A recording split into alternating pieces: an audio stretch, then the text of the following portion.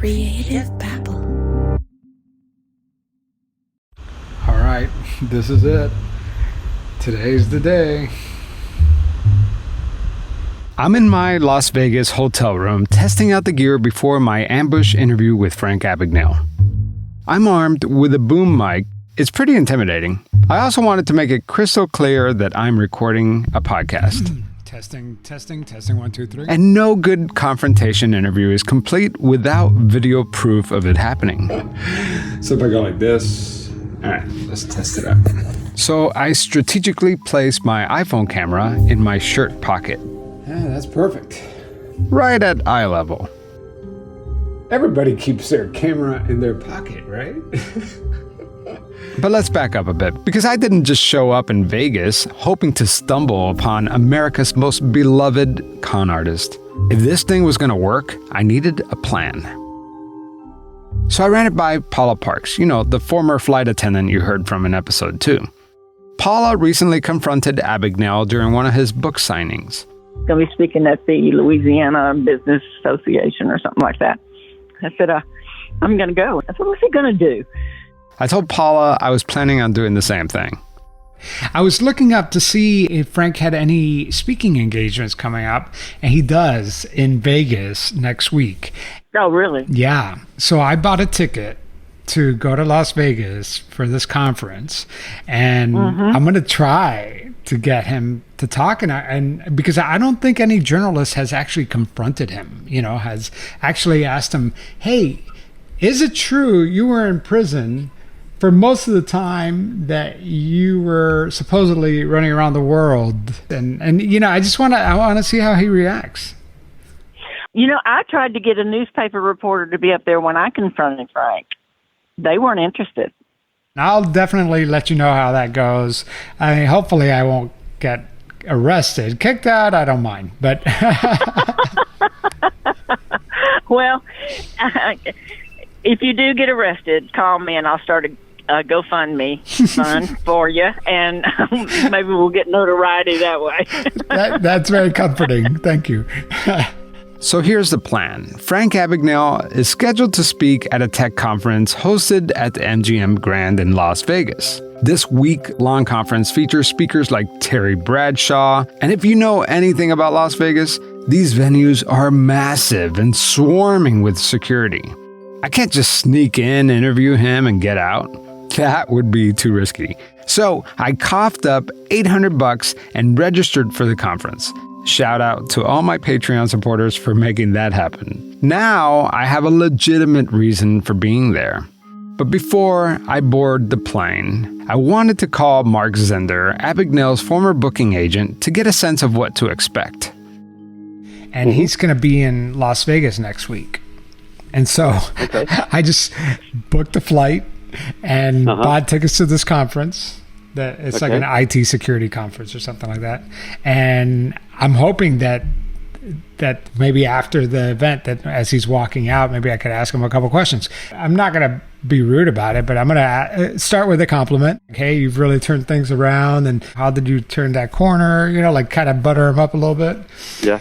And then I want to hit him with hey, so why do you keep telling people that you did all these things when it's pretty clear from this paper that I'm holding in my hand that you were in jail the entire time? Yeah. I doubt he's going to answer any of my questions. And I even run the risk of maybe not even seeing him at all. I don't know if there's a backstage or if he has a posse or something, So tell him you have a young lady you would like him to meet. Oh, I say, like bait. I gotcha. Yeah. Yeah. That's funny. But what do you think? I mean, from traveling with him, do you think that he's going to kind of sneak out, or does he have an entourage with him, or what? Well, I've never known him to have an entourage. But again, that was 40 years ago, right? He's very personable and loves to talk mainly about himself. Right. So... But again, this is all 40 years ago. So, yeah. Well, I think that if I could get him talking about himself, and then kind of hit him when he least expected, So I think that if he doesn't feel threatened at all. I think he'll sit down and talk to you. I really do. Well, let's hope. This is at the MGM, so it's kind of a big venue. Yeah. We'll see. I might go out there and just waste a bunch of money, but... Well, I do have one bit of advice, all right? But he's prepared, and usually he'll say, oh, people are too embarrassed. And that's why they don't want to admit that I actually did this stuff. I stole from them. And that's his basic line. Right. It's just too embarrassed. So just be prepared for that stuff as well. Yeah. But I'm slightly terrified of what's going to happen. Yeah, no. You'll do fine. He's a nice guy. He really is just a gentle pussycat. He really is. He's a nice guy. He just, he loves to tell stories, and he doesn't like to be called out as a liar. Right. All right. All right, man. Take care. Bye, Mark. Bye. Honestly, I'm not worried about Abagnale. I'm more concerned about crashing this conference and dealing with a casino security team. I'll figure it out. This was supposed to be the last episode in this series, the big finale. But who am I kidding? There's no way I can wrap up this story in just one episode. This happens every time I'm in the middle of an investigation.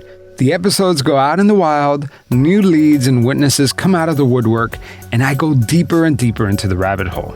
So buckle up. We're discovering new stories about Frank Abagnale never heard before. I'm Javier Leiva, and this is Pretend. Stories about real people pretending to be someone else.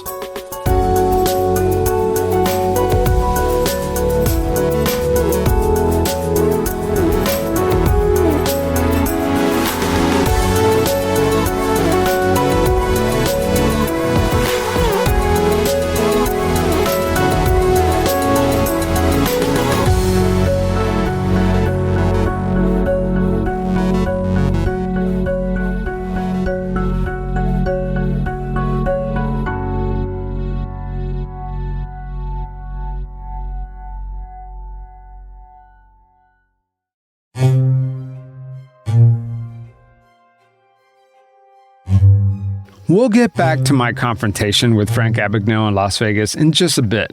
But first, let's tie up some loose ends. After getting busted for stealing from a kid's summer camp and ripping off his own girlfriend, Abagnale heads over to an orphanage in Houston and poses as a social worker. Yeah, I still can't get my mind wrapped around that one. It's not clear why he went to the orphanage, but if you believe Abagnale's version of the story, he was working at the kid's home as an undercover agent for the FBI. I'll let Mr. Frank Abagnale explain.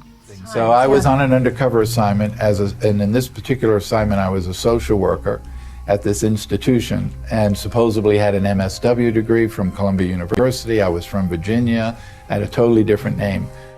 Presumably, this is one of his first undercover gigs with the FBI. And he broke rule number 1 of any undercover job. You don't let anyone know your super duper top secret identity. Come on, everybody knows this. Most of the time when I was on an assignment, I didn't get involved with people. I always left very abruptly, like I had a death in the family or something when the assignment was over. But not this time. He really screwed everything up. Abagnale says a girl working at the orphanage caught his eye, and that girl's name is Kelly Welby's. And you never break protocol. It's something you're absolutely never supposed to do. Mm-hmm. But I took her to the park and I said, I have to leave. And she was very shocked by that. And I said, I'm leaving today. But I need to tell you that, first of all, this is not my name. I don't have a master's of social work. I didn't go to Columbia. I'm not from Virginia. This is my real name. And I was there because I worked for the government and I was on an assignment. My assignment's over. So she looked at me and she said, so I guess you're telling me you're a federal agent? And I said, not by choice. Kelly Welby's will soon become Mrs. Abagnale. And you know what they say, a woman can make an average man great, and a great man pretty average. I don't think anyone really says that, but according to Abagnale, it was Kelly who tamed the wild con man. 40 plus years ago, on an undercover assignment in Houston, Texas, I met my wife. When the assignment was over, I broke protocol to tell her who I really was. I didn't have a dime to my name, but I eventually asked her to marry me, against the wishes of her parents. Of course, I'm pretty sure Abagnale was not working undercover at an orphanage, But with all his lies, there's always a grain of truth. Here's what we know. Kelly Welby's, his girlfriend and future wife, does have a master's degree in social work from Rice University. Jim Blackman, Abagnale's parole officer, stated that Abagnale had a girlfriend from a local university create him a phony master's degree. Could that girlfriend have been Kelly Welby's? I don't know. One can only speculate. But either way, if Kelly has a master's degree in social work, it makes sense that she met him at an orphanage in Houston. Let's take a quick detour for a second. Frank Abagnale is typically very consistent with his stories. He often recites his tales word for word, but sometimes, in the rare occasions, he deviates. About 19 years ago in a grocery store in Houston, Texas, a young girl decided to become my wife. I was stocking groceries. I didn't have a dime to my name. I told her I had been in prison and that anyone could send me back to prison at any time. Yet she became my wife anyway. She changed my life. Wait. I thought he met Kelly while working undercover at the orphanage. Now he says he met her while bagging groceries? Why did he change his story?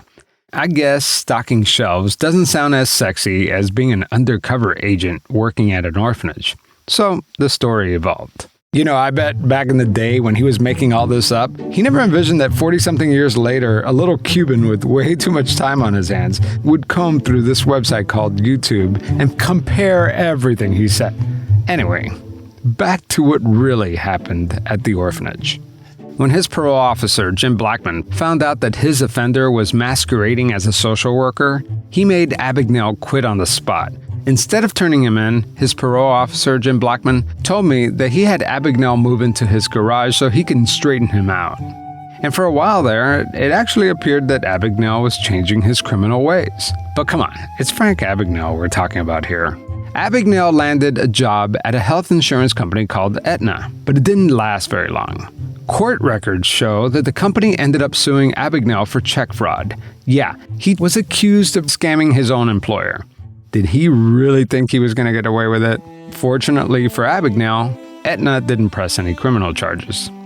It's now 1976, and remember JR, the girl that Abagnale was dating before he moved in with Kelly Welby's? Well, JR is working at a department store one day when court officers show up unexpectedly and serve her with papers. She's been sued for unpaid credit card charges and loans. Charges she says that Abagnale made under her name without her knowledge. While JR is left with all this debt, Abagnale just walks away and never looks back. Why? Because he found his partner, his bride, his ride or die.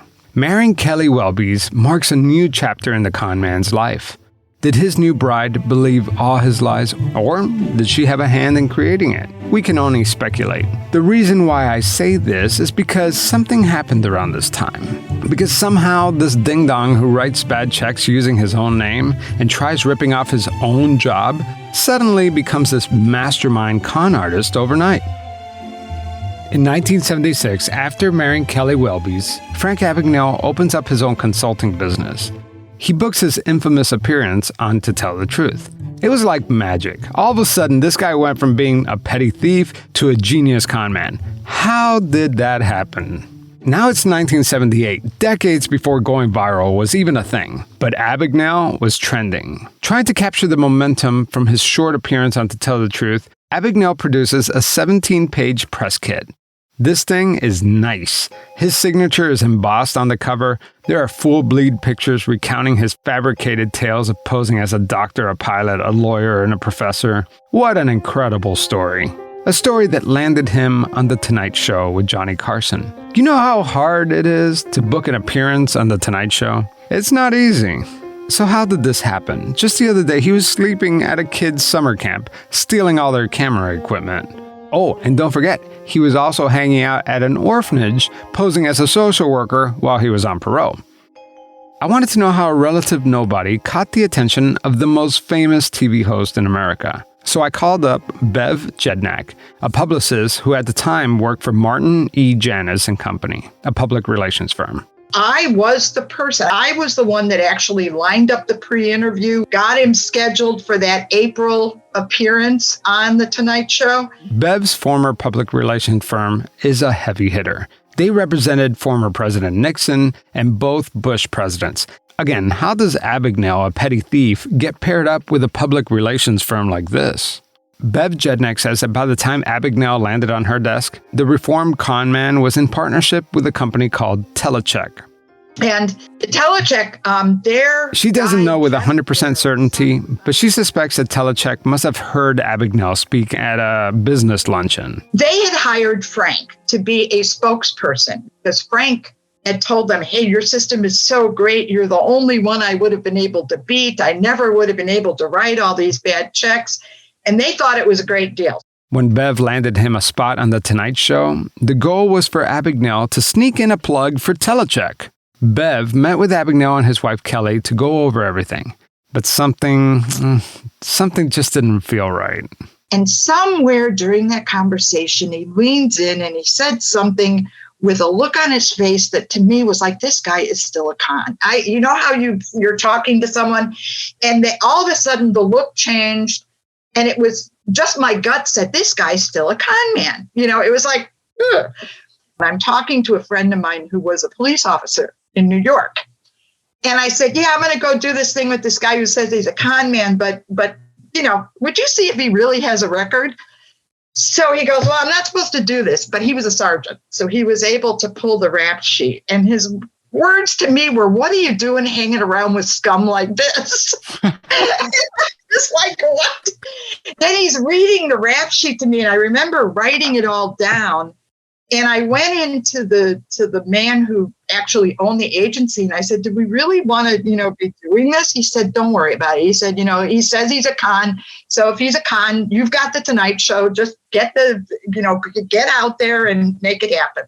Despite her gut feeling, the Carson appearance was a go. My boss is telling me, oh, you better go out there and be with him, make sure he says Telecheck. Well, how am I going to do that when he's on the show with Carson? But I go out and I get out a day early and I tell Frank, I'm coming out. When are you going to get there, Frank? Oh, I'll be coming in that night to Houston. And by the way, Kelly was with him almost all the time at this time. So I get out there the day before the taping and I'm in California. And I talk to Frank on the phone. He goes, I'll meet you at the studio.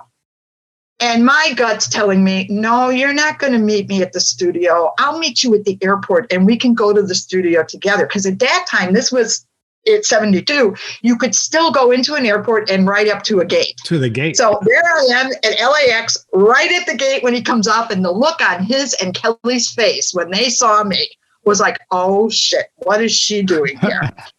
So, of course, they're being very nice in the car and all that. And then we get to the Tonight Show. And we get in the green room and we're all in there. So he gets on the show. He got almost 15 minutes on that show. I mean, it was the last segment, but it was a long segment. He's yakking up a storm, getting laughs, and not once does he mention Telecheck.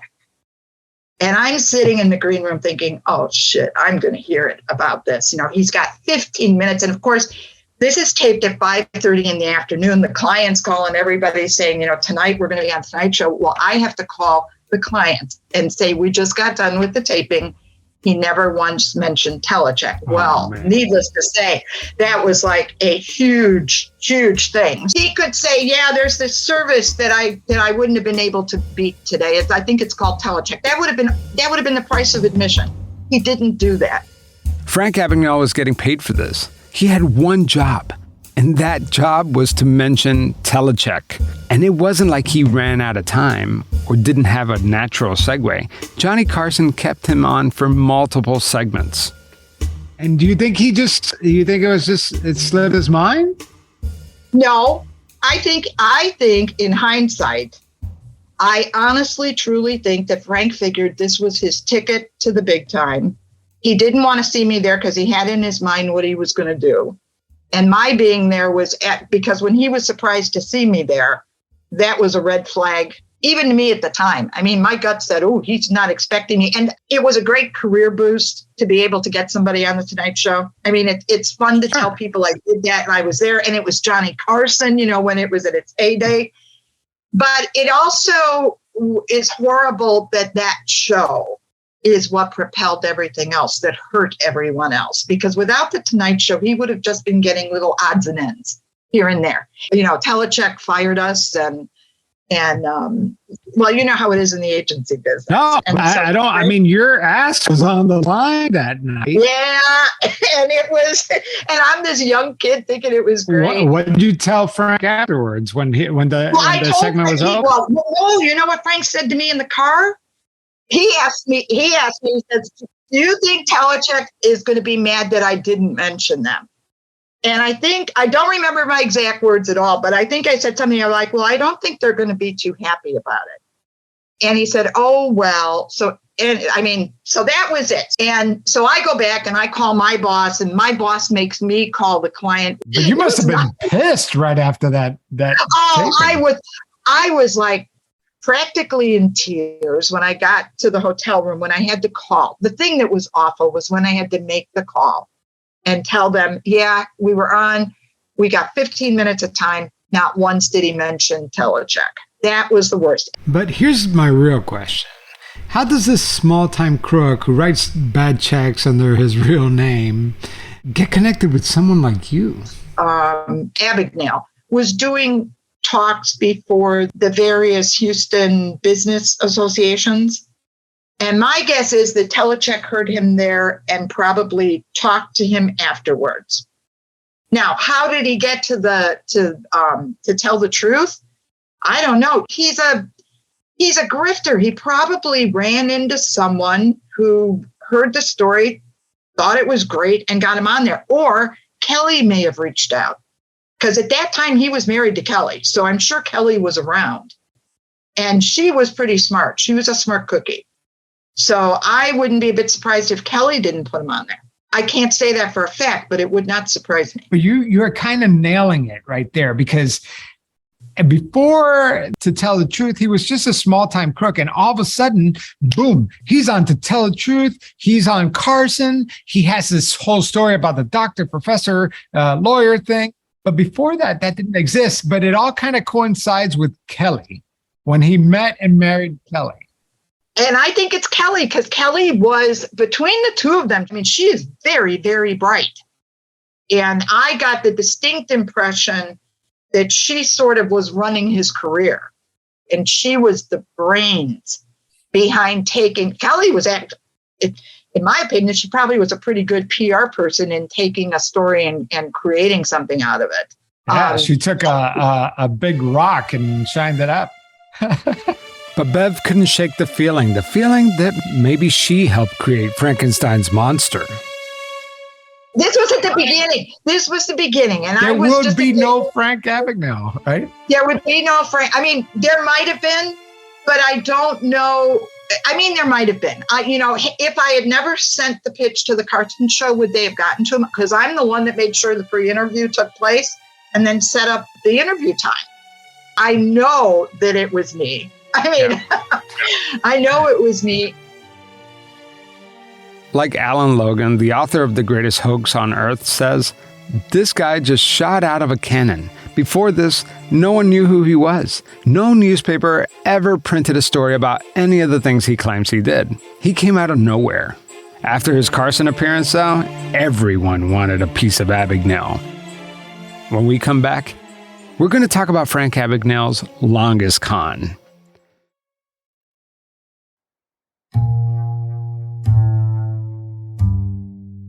Like a moth caterpillar molting, Frank Abagnale formed a new, more sophisticated appearance, while crawling out and leaving his old swindler skin behind. He posed as a doctor, an airline pilot, a college professor, an FBI agent, and a lawyer. Frank Abagnale was suddenly everywhere there was a camera or a stage. Today, Frank Abagnale is a millionaire in his own right, one of the good guys. He is a con man turned straight. Yeah, a con man turned straight. At least that's what he wanted the media to believe. But like Abagnale says, once a con man, always a con man. Abagnale turned his 17-page press kit into a manuscript, and that manuscript turned into the New York Times best-selling autobiography, Catch Me If You Can. Abagnale was on fire, baby. He needed to capitalize on his newfound fame. As a speaker, he could make a fortune, but he didn't know where to start. So he hired Mark Zinder, a young promoter straight out of college. I used to travel with him. He would do 100 speeches, 200 speeches a year, and I would go with him to these speeches. But again, like everyone who crosses paths with Abagnale, he was bound to get burned. Mark Zinder says that he was bamboozled by Abagnale not once, but twice. During their first year working together, Abagnale gave Zinder an impossible challenge for a first-time speaker. If I booked him at least 50 times that first year, he would give me a $5,000 bonus. And Zinder did it. He booked him 50 times. But when he went to go get his $5,000 bonus, he says that Frank Abagnale told him not so fast. I'm not exactly sure what he said in word for word, but it was basically, I'm not paying you. You called him a con man. Let's Right? get him on the money. Right. I call him a con man. How did he take that, by the way? Well, that was the final nail in the coffin. And so I came in the office the next day, and he had written a note on my desk that he didn't want to work with me anymore, and that we were done. And then he did pay me the $5,000 bonus, but that was the end of our relationship. Mark Zinder and Abagnale went their separate ways. Abagnale started booking his own gigs, but after a year, things started slowing down and he was struggling to find a stage to tell his story. He needed Mark Zinder back. This is the second time Mark Zinder says that Abagnale screwed him over.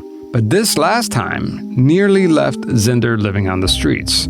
Let me explain. When Frank Abagnale came crawling back, Mark Zinder was representing multiple speakers and performers.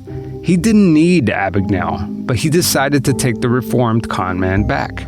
It was during this time that Mark Zinder applied for his talent to speak at the NACA conference, which is like the Super Bowl for anyone hoping to break out in the college speaking circuits. This was a big deal, and it was going to cost Mark Zinder a lot of money.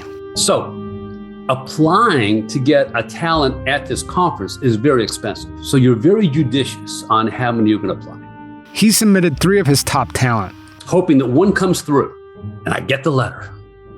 Congratulations, Mark Zinder. We have chosen all 3 of your. Oh, wow. All three.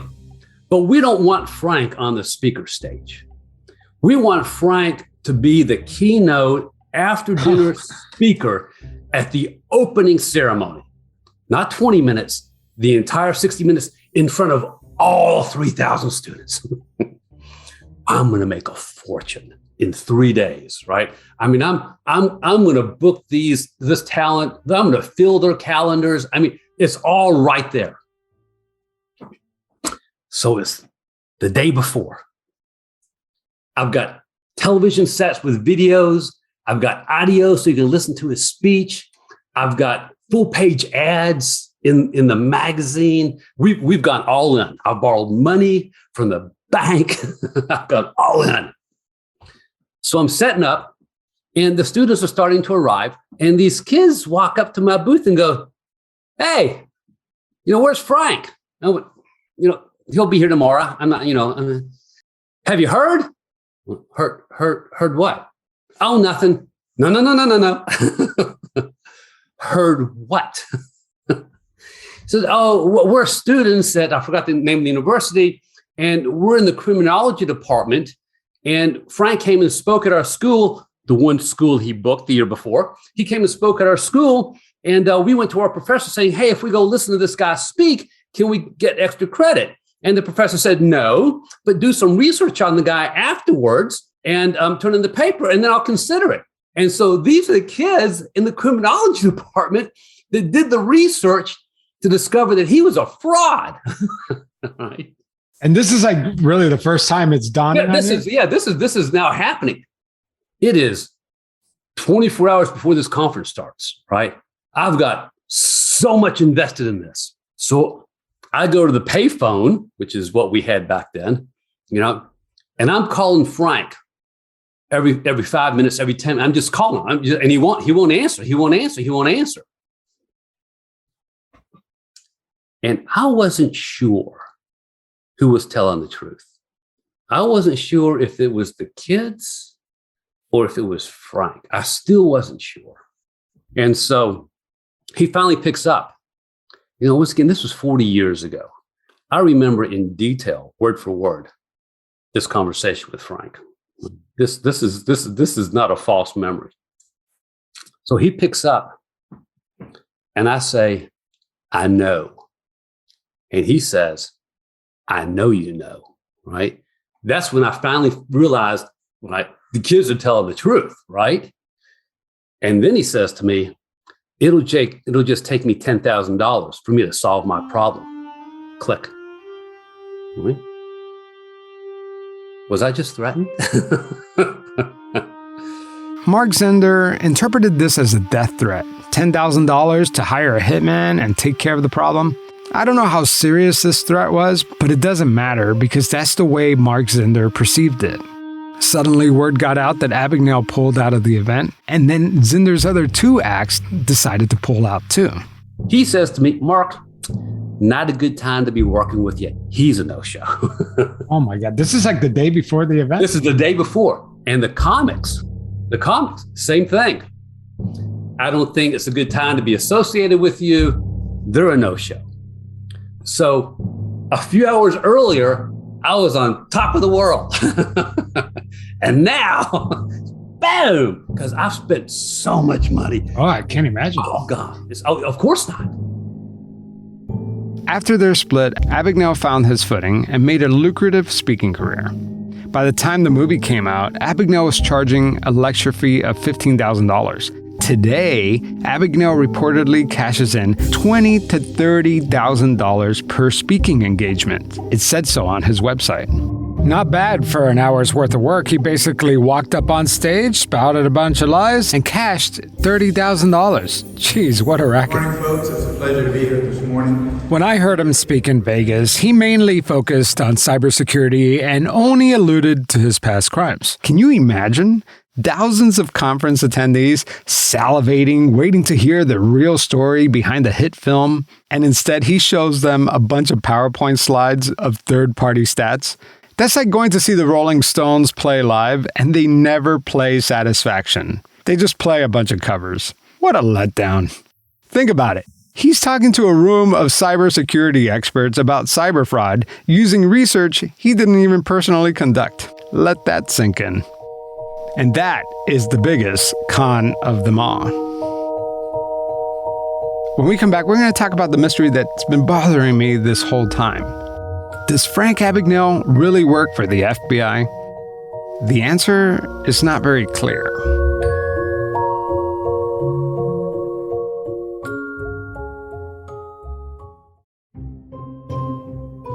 Since 1980, Frank Abagnale claims he books hundreds of speaking gigs a year, and there's only 365 days a year.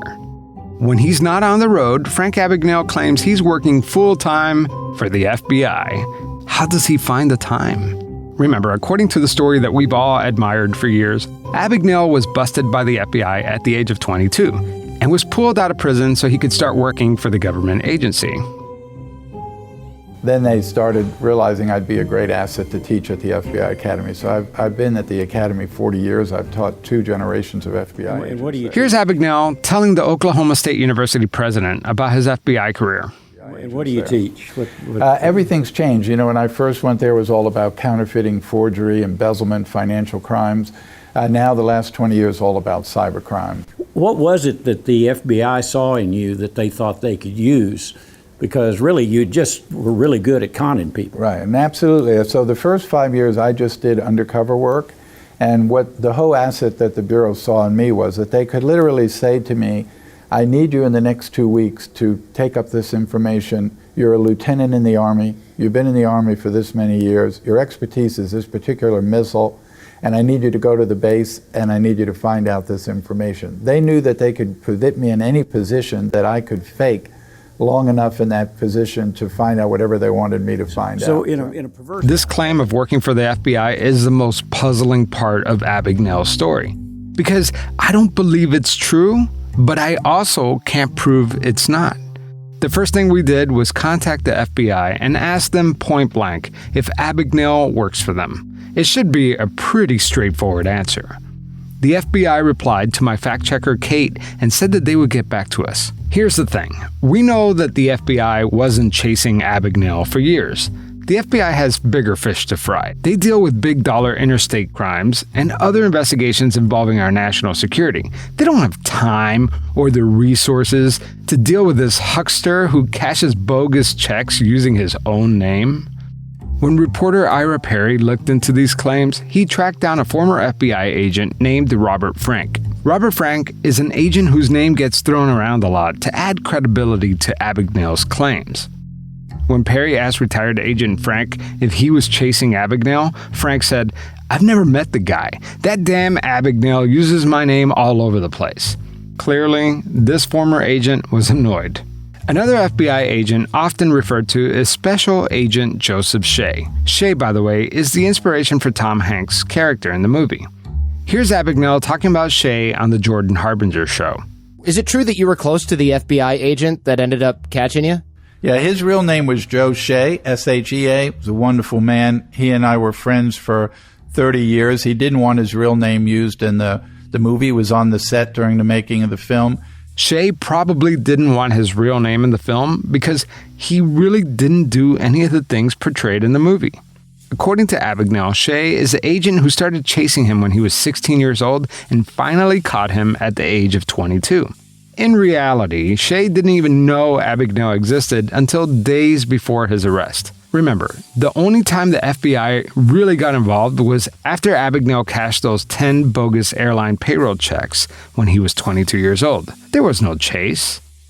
Author Alan Logan was able to find a newspaper article that states that Abagnale was only in Georgia for 2 days. 2 days before he was arrested in a motel by the FBI. It was a 2-day chase, not 6 years, as he famously claims. According to Abagnale, after his FBI arrest, he was sent to the Atlanta Federal Penitentiary and escaped. By the way, he claims that Agent Shea was so frustrated by the con man that Shea decided to quit the bureau and retire 2 weeks later. The truth is that Abagnale never escaped prison, and Shea continued working for the FBI for another 7 years. Unfortunately, Special Agent Joseph Shea passed away, but I wonder what he would think of all this. After all, Agent Shea reportedly visited the Catch Me If You Can movie set. He also walked down the red carpet during the movie's premiere. Surely he knew that the film based on a true story was mostly made up, right? Maybe he knew this and just chalked it up to the fact that it's Hollywood. Of course it's exaggerated. I guess we'll never really know. So did Frank Abagnale really work for the FBI? Who in their right mind would go on national television and impersonate an officer? Isn't that illegal? If it's not true, wouldn't the FBI just immediately shut this guy down? Title 18 U.S. Code Section 912 states, "Whoever falsely assumes or pretends to be an officer or employee acting under the authority of the United States or any department, agency, or officer thereof, and acts as such, or in such pretended character demands or obtains money, paper, document, or things of value, shall be fined under this title or imprisoned not more than 3 years or both." Every time Abagnale gets on stage, he claims that he's been working for the FBI for the last 40-something years.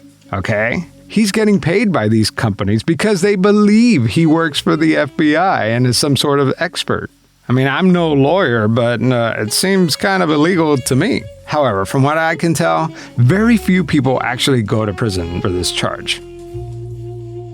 You know, all this got me thinking, what do other federal agents think about Abagnale? I spoke with Ira Winkler, a former NSA agent who had a run-in with Abagnale. I began my career at the National Security Agency in 1994. It was the first major cybercrime where a Russian broke into Citibank and stole $12 million, and I was on one of the investigators on that. Today, Winkler is retired from the National Security Agency and works in the cybersecurity industry, the same industry Abagnale claims to be an expert in. In the cybersecurity community, there are a lot of people who don't like, being on the same platform as a criminal. I had an encounter with him, to put it mildly. And what happened? What went down? Well, it was so here's the thing. One of my good friends was Howard Schmidt, Howard Schmidt was a cybersecurity advisor for 2 presidents. During the time of Winkler's encounter with Abagnale, Howard Schmidt was working for the Obama White House. So anyway, I was speaking at an event in Singapore. Abagnale was the keynote speaker there, and I was speaking. And then what happened was I was flying back, I believe it was a Friday after the event, and I was in, at the time, Delta One, which is their first class.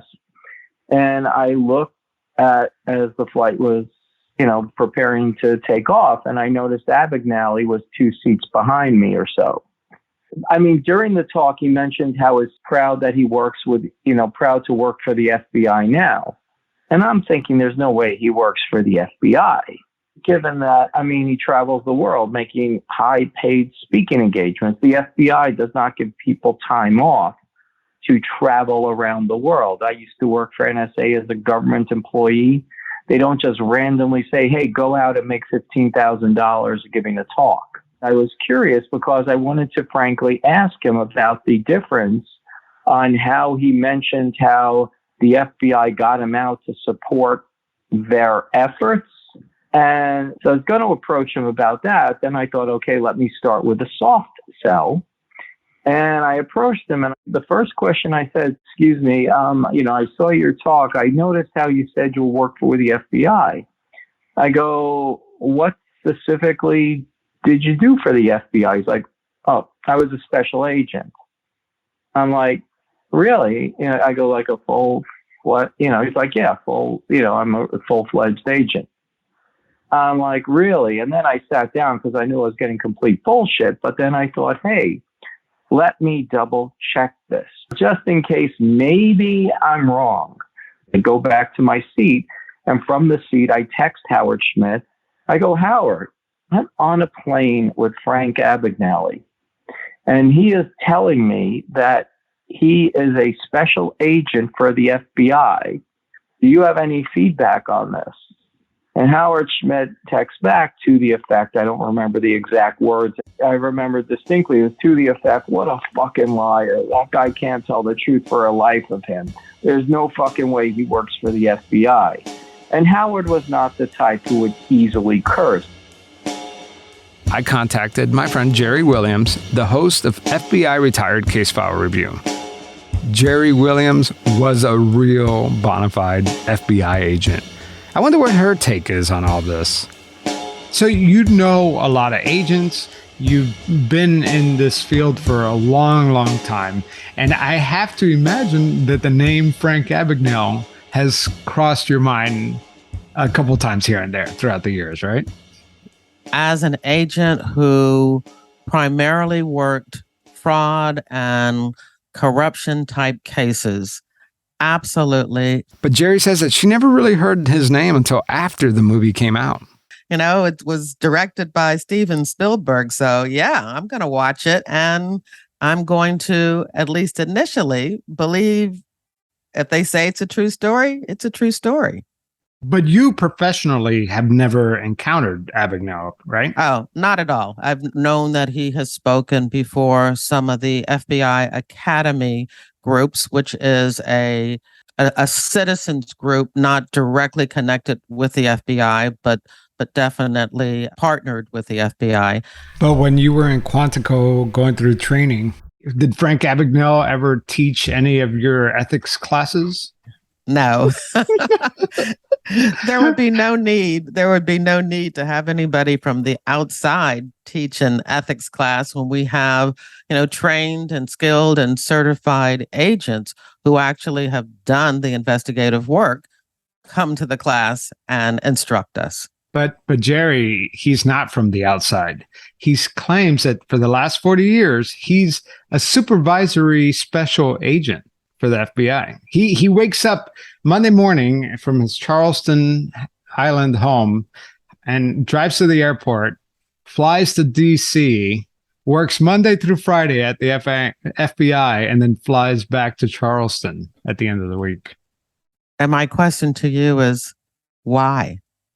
Why would we need Frank Abagnale to do that for us? Again, we have trained agents who have studied, who have participated in undercover cases, who have spent years investigating many of the top con men in the world. Why would we need Frank to come in to work for us and to do some of the things that he's claimed? Frank Abagnale claims that he was chosen by the FBI to go on all these undercover missions because, he's such a great impersonator. But now, like you've heard in this podcast, he wasn't a great impersonator. He was just a guy with a cosplay fetish who liked to dress up in a pilot uniform.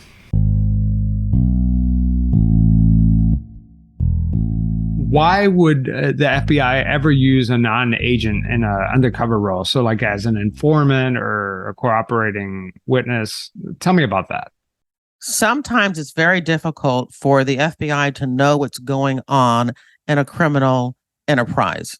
It's difficult for them to get an undercover agent in or get a wiretap going on. And so the only way they can learn about the crime is to have the cooperation of an informant or a cooperating witness, somebody who is involved in the crime in some way or another, who can come back to the FBI and say, this is what's being done, this is what's being said, and these are the methods that they're using. Well, I'm going to give you a scenario, okay? And you tell me if you think that this sounds like something the FBI would do, okay? So Abagnale claims that he has such great photographic memory that the FBI director himself, Clarence Kelly, directed him to go undercover so that he can memorize the components of military hardware and infiltrate a base as a lieutenant.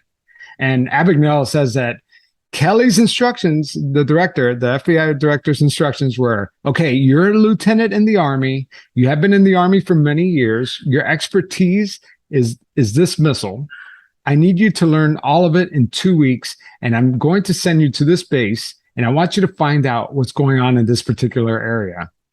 He knew that no matter what assignment he gave me undercover, I could go do it, whether it was a scientist at a lab in New Mexico, whether it was a doctor in a hospital. He knew that I could get away with it, make it people believe that I was that person without any doubt, and that's how they used me. And then Abagnale also says that the director, Kelly, also sent him on secret missions to a science lab in New Mexico. I'm guessing Roswell, but that's just me. What do you think? What do you think about some of these claims? I call bullshit. So none of that sounds realistic?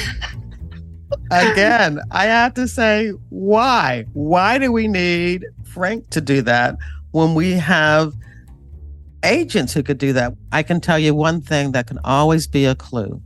If anybody tells you that they got an assignment directly from the FBI director, right from the head of the FBI, you know for a fact it's bullshit. It just never happens? It doesn't happen that way. We're going to continue our discussion about the FBI in our next episode, but now let's go back to Vegas, where I'm going to talk to Frank Abagnale, mano a mano. That's next, after the break.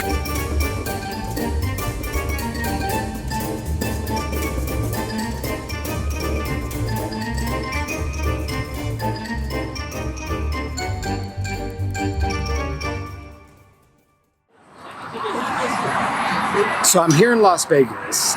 Tomorrow, I'm going to approach Frank Abagnale because, supposedly he was running around the world. He was a pilot. He was a doctor. He was an attorney. But it turns out that he was really in jail the whole time. His story is most likely baloney. So I'm just going to walk up to him and show him his arrest records and see what he has to say. Wish me luck. I flew in the day before the event, just to scope things out. And while walking down Las Vegas Boulevard, I got to thinking, do people even know who Frank Abagnale is? I ran into two Las Vegas showgirls. You know, the ladies who walk around Las Vegas in these skimpy outfits covered in rhinestone jewelry and topped with a colorful headdress made out of ostrich feathers. Yeah, those girls. So, have you ladies ever heard of Frank Abagnale? No. Have you ever heard of the movie Catch Me If You Can? No. No? It sounds familiar. Yeah, it sounds familiar. It sounds so familiar. Nope. That's not good. I started getting this feeling that maybe I'm covering a story about a has-been who has no relevance in today's culture. So have you watched the movie Catch Me If You Can? Yeah, it's Frank Abagnale's story. Yeah, and was it based on a real story? Yeah. Yeah? So how much of that story do you think is true? I'd say probably 80%. 80%. What if I told you that he made up like 90% of it? The Really? whole time he was doing all these adventures, he was actually sitting in jail. Really? His arrest report. It turns out that maybe these Vegas showgirls were in the minority. Most people I spoke to in Vegas had either heard of the movie Catch Me If You Can or bought into the legend of Frank Abagnale. As I kept walking down the strip, I ran into this lovely British couple. Have you ever heard of Frank Abagnale? No. Have you ever heard of the movie Catch Me If You Can? Yeah. Yeah? It's one with Leonardo DiCaprio, isn't Yeah. it? Yeah. And it's that guy who basically, oh my god, I can't remember. So he basically commits identity fraud the entire time, doesn't he? So he goes from acting like as a pilot to a lawyer to just various other careers. And it was that real or was that fake? Like, was that based on a true story? Ricky said it was a real story, didn't he? Yeah. It was a real story, wasn't it? Yeah, well, actually, it turns out that it's completely bullshit. Is it? Yeah, he made up the whole thing. Yeah. Really? He was in jail the whole time that he was supposedly doing all these fantastic crimes. Yeah. He's a good storyteller, though, isn't he? So, have you ever seen the movie Catch Me If You Can? Absolutely. I love Leo. Yeah. Of course. What is that movie about? He was a pilot who was a total scammer and literally cut checks illegally and was just the most atrocious human being, but like made it out, and he's hot, so he could get away with it anyway. He's going to be speaking at the MGM Grand tomorrow, but the whole story is baloney. He made the whole thing up, but like everybody thinks it's true. Dope. I love that. So I'm going to confront him tomorrow, but I just wanted to like... You are? Yeah, so I just wanted to like... I totally am. But first, I gotta scope out the place. Tomorrow is the big day, but if I'm going to do this, I need to figure out which way the speaker enters and exits the stage. The plan is, after he finishes speaking, I'm gonna rush to the side of the stage. But will he exit left or right? I have a 50-50 chance of getting this right. My gut says that he's gonna exit stage left. But the moment he walks out that door, he can escape through a door that I just don't have access to. My stomach is sick. There's a really, really good chance that I won't be able to get him in time. Next, I have to figure out a getaway plan. All right, this is it. I'm at the event and I'm looking for a quick exit getaway. This shit goes south. Wish me luck. If by chance I do get him, which I will, I just didn't know that at the time, I'll need to find a way out of the casino, which, if you ever been to one of these places, you'll know it's like a maze with very few exits. It would take me a good 15 to 20 minutes to briskly walk out of there. By that time, I'm sure I would get caught by the MGM Grand security team. I searched and I finally found an emergency exit that leads to the back of the casino. All right, I've done all the planning I could do. For now, I just have to sit in my hotel room and practice how to say Abagnale, which was really challenging when I first started the story. Frank Abagnale? Abagnale? Sorry.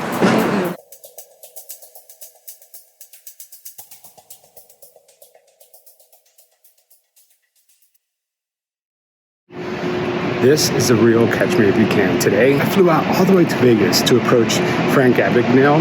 Let's see if I could actually get him. I'm walking into the grand ballroom, and I'm not gonna lie, my heart is racing. I sit as close as possible to the side doors. The lights dim, and Frank Abagnale's superhero music starts pumping through the speakers.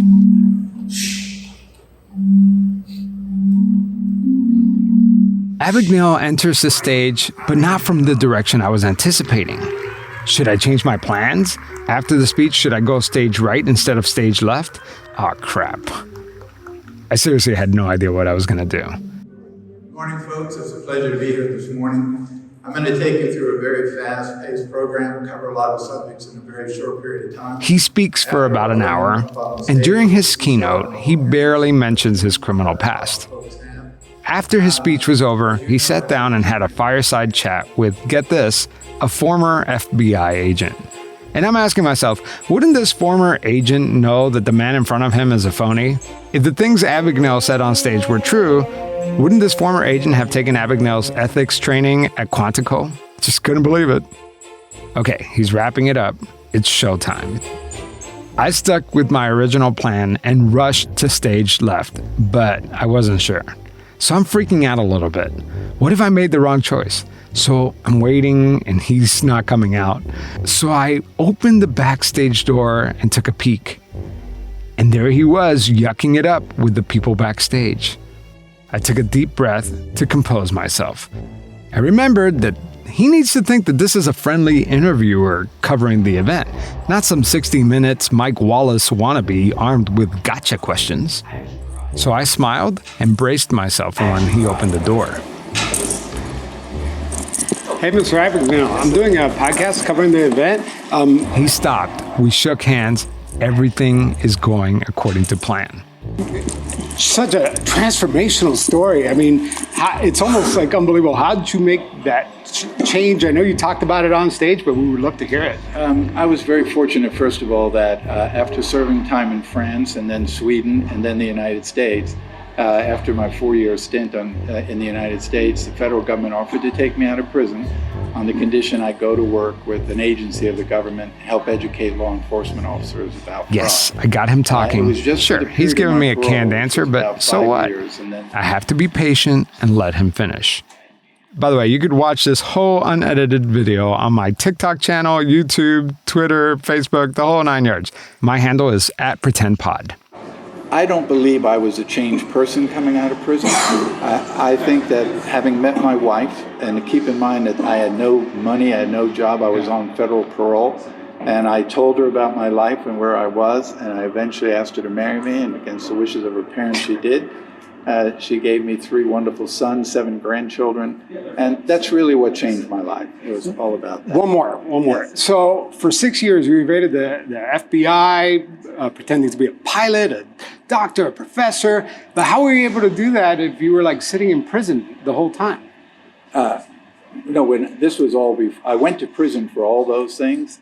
Going to work with the FBI was after I came out of prison. But I have your prison records right here, and clearly it took place when you were supposedly doing all these adventures. Came over a period of time, not predicted in the movie. It had nothing to do. I didn't write the book. I didn't make the movie. It didn't have anything to do with the play. Those are people's views of what I did or didn't do at that time. And you said you never heard any of the little guys. Did you ever repay the Parks or Mark Zinder for his money or anything like that? Mark Zinder was a former employee of mine who I fired 40 years ago. He went to and paid a ghostwriter to write a book. I guess he has hard feelings about that. I hope that I'm judged on what I've done with my life, not what I did with my life 50 years ago. Well, I appreciate it. Take care. The moment I pulled out his prison records, which clearly shows that he was locked up from the age of 16 to 21, the room got tense.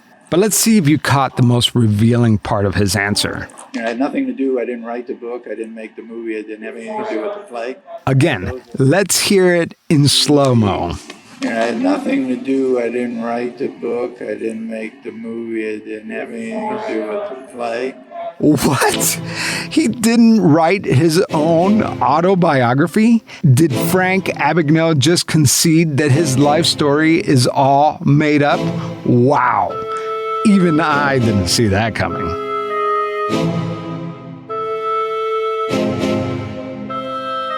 Next time on Pretend, we're going to dive deeper into this response. Plus, I spoke to a family member who paints a disturbing picture inside the Abagnale household. He locked my grandma in the closet for extended amounts of time. His father made him have sex with a prostitute and in front of him. So he was pretty damaged from that experience. That's next time on Pretend.